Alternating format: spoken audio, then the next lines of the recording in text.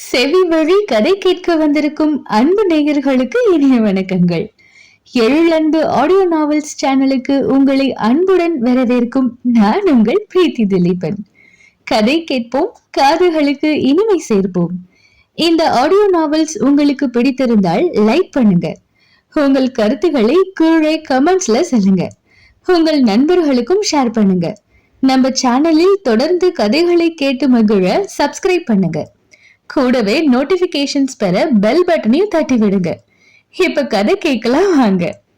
எழுத்தாளர் எழிலன்பு அவர்களின் ஓதும் காதல் கீதம்.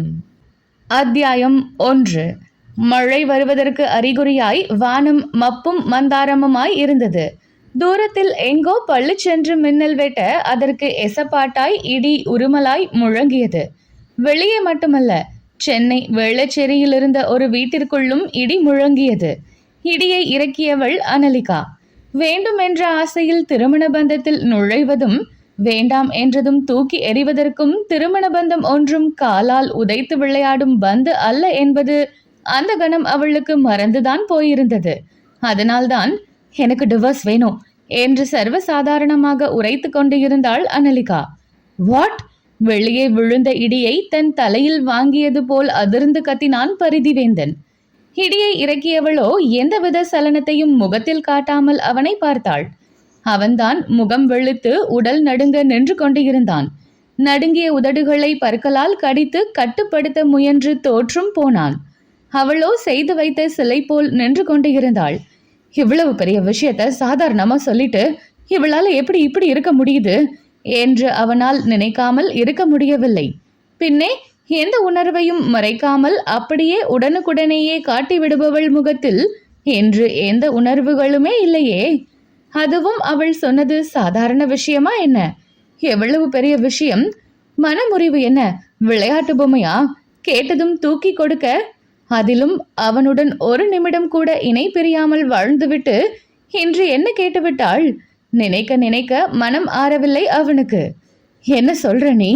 காற்று கூட விசுக்கென்று பலமாக வீசியிருக்கும். ஆனால் அதை கேட்கும்போது காற்றின் சத்தத்தை விட மெல்லியதாக ஒலித்தது அவன் குரல். இன்னும் அவள் சொன்னதை நம்பத்தான் முடியவில்லை அவனால். அவளா சொன்னாள்? எப்படி முடிந்தது? எப்படி சொல்ல முடிந்தது? பைத்தியக்காரன் போல் தனக்குள் புலம்பிக் கொண்டான். மனம் விதிர்த்து போயிருந்தது. இப்படி ஒரு நாள் அவன் வாழ்வில் வரும் என்று கனவா கண்டான்? கனவு காணாமலேயே நனவாய் இந்நிகழ்வு நிகழ்ந்து கொண்டிருக்கிறதே. அவன் முகத்தின் மீதே பார்வையை வைத்திருந்தவள், நான் சொன்னது உங்க காதுல விழுந்தது தானே, அப்புறம் என்ன திரும்பி கேக்குறீங்க என்று சிடுசிடுப்புடன் கேட்டாள் அவள். அவளின் சிடுசிடுப்பு அவனுக்கும் கோபத்தை வர வைத்திருந்தது. அனலி, விளையாடாத என்று கடுப்புடன் அதட்டினான். விளையாடுறனா? சரிதான், என் வாழ்க்கையோட நானே விளையாடிட்டேன். நான் ஆரம்பித்து வைத்த விளையாட்டை நானே முடிச்சு வைக்க போறேன் என்றாள் அனலிகா. முகத்தில் குடி கொண்ட தீவிரம் அவள் சொன்னதை முடிப்பாள் என்றது. வாழ்க்கை உனக்கு விளையாட்டா இருக்கா? கோபம் துளிர்த்தது அவனுக்கு. அதிர்ந்து கொண்டிருக்க இது நேரமில்லை என்று முடிவு செய்து விட்டான். இதே கேள்வியை நானும் உங்ககிட்ட கேட்கலாமே என்று அவள் முக திருப்பலுடன் பதிலுக்கு வாதாடினாள். சொல் என்று கோபம் ஏற அவளின் தாடையை அழுத்தமாக பிடித்து தன் பக்கம் திருப்பினான். வாழ்க்கைய நான் என்னைக்கோ விளையாட்டா நினைச்சதில்ல, அது உனக்கே தெரியும் அவன் கடுமையுடன் உரைக்க.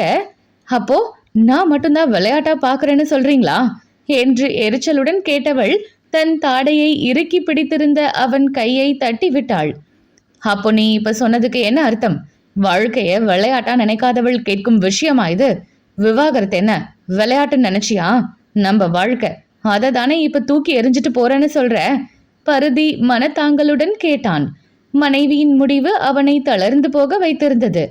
என்னைய இந்த முடிவுக்கு தள்ளியதே நீங்க தான், இப்ப வந்து ஒண்ணுமே அறியாதவர் போல பேசுறீங்க என்று அவள் எரிச்சலுடன் சொல்ல அவளை புரியாமல் பார்த்தான் பருதி. நானா? என்ன சொல்ற நீ? நான் என்ன தப்பு செய்தேன்? குழப்பத்துடன் கேட்டான். இதென்ன என் மேல் பழி சொல்கிறாள் என்ற எண்ணம் அவனுள் ஓடியது. அவனை வெறுமையுடன் பார்த்தவள், நீங்க செய்த தப்பும் தெரியாது, செய்துட்டு இருக்கிற தப்பும் தெரியாது, செய்ய இருந்த தப்பும் தெரியாது, போதுங்க, என்ன பேச வைக்காதீங்க என்றாள் கடுமையாக. நிஜமா நீ என்ன பேசுறனே எனக்கு புரியல அனலி. குழப்பம் இன்னும் தீரவில்லை அவனுக்கு. புரிய வேண்டாங்க, உங்களுக்கு புரியவே வேண்டாம். உங்களுக்கு புரிஞ்சா மட்டும் என்ன ஆக போகுது என்று அவ்வளவு நேரம் இழுத்து பிடித்த பொறுமையை சிதறவிட்டு கத்தியவள், இப்ப நான் டிவோர்ஸ் கேட்டேன், அது உங்களுக்கு புரிஞ்சது தானே, அதை கொடுக்கிற வழிய பாருங்க என்று சொல்லிவிட்டு விறுவிறுவென்று அறைக்குள் சென்றவள் திரும்பி வந்தபோது கையில் பயண பெட்டியுடன் வந்தாள். அவளின் கையில் இருந்த சூட்கேஸை கேள்வியுடன் பார்த்தான். என்ன இது? சூட்கேஸை சுட்டி காட்டி கேட்டான். இனி நான் இந்த வீட்ல இருக்க மாட்டேன், அம்மா வீட்டுக்கு போறேன் என்றாள். நோ என்றவன் கண்களை இறுக மூடி திறந்தான். டிவோர்ஸ் தானே வேணும், தரேன், ஆனா நீ இந்த வீட்டை விட்டு போகக்கூடாது என்றான் உணர்ச்சிகளற்ற குரலில். அவனை வினோதமாக பார்த்தாள் அனலிகா. பின்னே டிவோர்ஸ் தருகிறேன், ஆனால் நீ இங்கே இருந்து செல்லக்கூடாது என்றால் என்ன அர்த்தம்? இவனுக்கு புத்தி பிறழ்ந்து விட்டதா என்ற கேள்விதான் தோன்றியது. இல்லை, இப்போதுதான் புத்தி தெளிந்திருக்கிறது என்ற பாவனையுடன் அவளை பார்த்து கொண்டு நின்றான் பருதிவேந்தன். இந்த வீட்டில் என்னால இருக்க முடியாது, நான் இப்பவே அம்மா வீட்டுக்கு போறேன் என்றாள் பிடிவாதமாக. அவள் கையில் இருந்த பயண பெட்டியை பறித்து கொண்டவன், உன்னை அப்படியெல்லாம் போக விட முடியாது, நீ இங்கதான் இருந்தாகணும் என்றான் பிடிவாதமாக. சூட்கேஸை கொடுங்க, என்னால இனி ஒரு நிமிஷம் கூட இங்க இருக்க முடியாது என்றவள் அவன் கையில் இருந்த சூட்கேஸை பறிக்க பார்த்தாள். அவள் கையில் கிடைக்காமல் போக்கு காட்டியவன் சூட்கேஸை தூக்கி போட, உங்க சண்டையில என்ன ஏண்டா தூக்கி போடுறீங்க என்று புலம்பிக் கொண்டே ஒரு மூலையில் சென்று தனக்கு இடம் பிடித்து கொண்டது அது.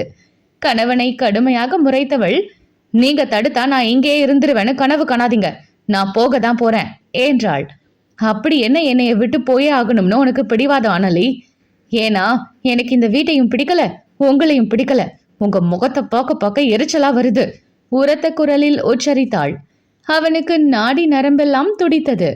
அவனின் கண்கள் எக்ஸ்ரேவாக மாறி அவளை ஊடுருவியது. என்னைய பிடிக்காம தான் 8 மாசம் என் கூட ஒன்னா வாழ்ந்து இப்ப இப்படி இருக்கியா என்றவன் கைகளோ சுட்டி காட்டியது அவளின் மணி வயிற்றை.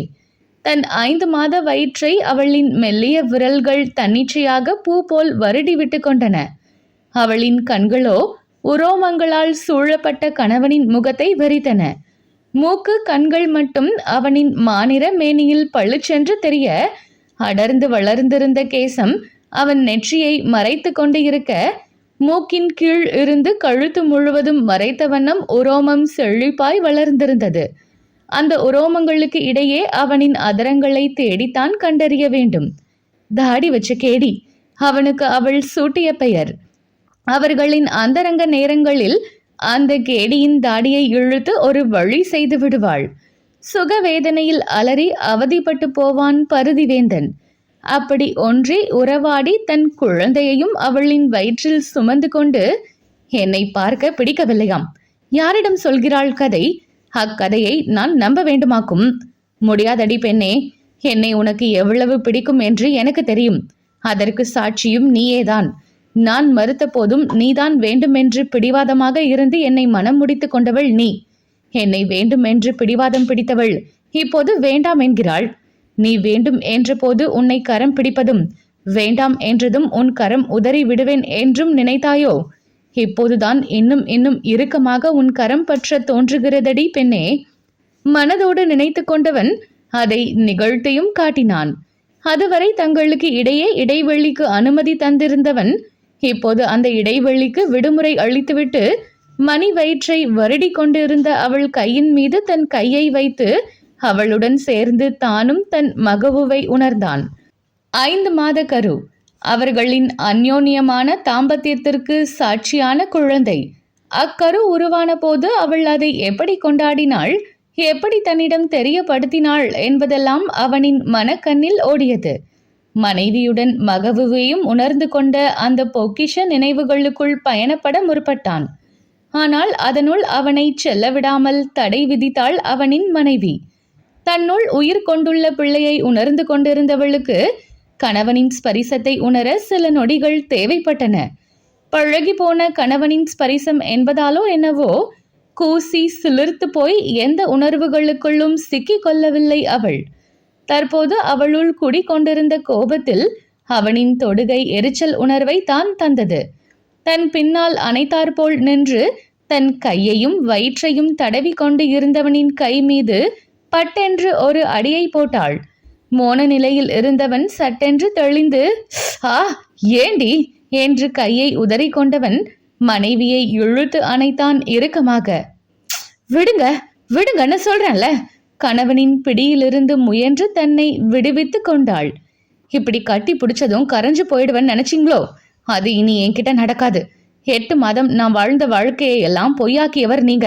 இனி உங்ககிட்ட நான் பேசுவதே வீண் என்றவள் மூலையில் முடங்கி கிடந்த பயண பெட்டியை நோக்கி செல்ல முயன்றாள். அவளை செல்ல விடாமல் தடுத்து அவளின் கையை பற்றி கொண்டவன், அப்படி என்ன நாம வாழ்ந்த வாழ்க்கையை பொய்யாக்கினேன்னு சொல்லிட்டு போ அனலி. சும்மா காரணமே இல்லாம கோச்சிக்கிட்டு அம்மா வீட்டுக்கு போறேன், டிவோர்ஸ் கொடுன்னு ஆர்ப்பாட்டம் பண்ணாத என்றான் கண்டிப்புடன். சொன்னா மட்டும் உங்களுக்கு புரிஞ்சிடுமா என்ன? உங்களுக்கு புரியவே செய்யாதுங்க. புரியாத உன்னை பேசுவதே வீண்தான். அந்த வீணான காரியத்தை செய்ய நான் தயாரா இல்ல என்றவள் தன் கரத்தை பிடித்திருந்த அவனின் கையில் நறுக்கென்று கிள்ளினாள். ராட்சசி, ஏண்டி இப்படி கிள்ற? நைட் தான் எப்பவும் இப்படி அடிச்சு கிள்ளி அராஜகம் பண்ணுவ, இப்ப பகல்லையும் ஆரம்பிச்சிட்டியா என்றவன் கையை தேய்த்து விட்டு கொண்டாலும் கண்கள் என்னவோ மனைவியை குறும்புடன் வருடியது. அவனின் சுட்டி காட்டல் அவளின் முகத்தை லேசாக மாற வைத்தது. சொல்லி காட்டுறீங்களா என்று கடுமையுடன் கேட்டாள். ஏன் சொல்லி காட்டுனா என்ன தப்பு? ஒரு பொண்டாட்டியா நீ நடந்தது புருஷன் நான் தானே சொல்ல முடியும் என்று நமட்டு சிரிப்புடன் கேட்டான். சகிக்கல உங்க பேச்சு.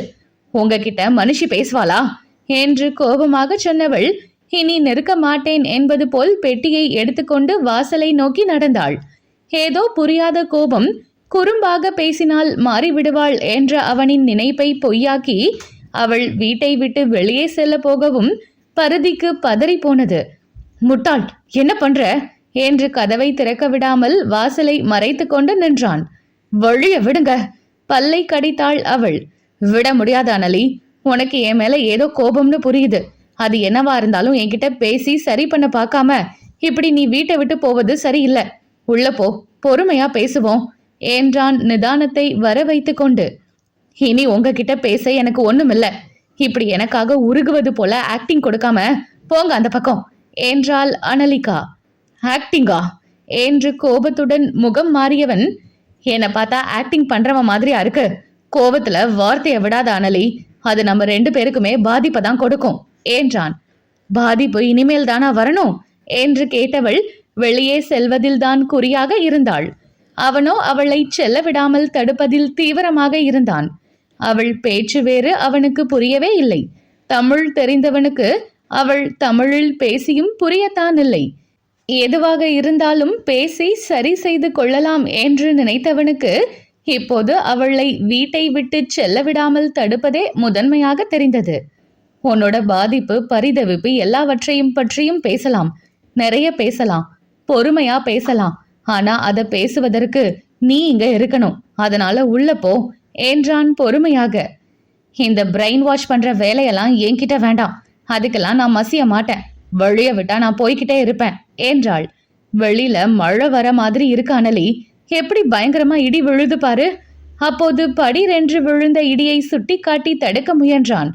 இந்த இடி என்ன செய்துவிடும் என்று அலட்சியமாக கேட்டவள் அவன் அசந்து நின்ற நேரம் விருட்டென்று வீட்டை விட்டு வெளியேறி இருந்தாள்.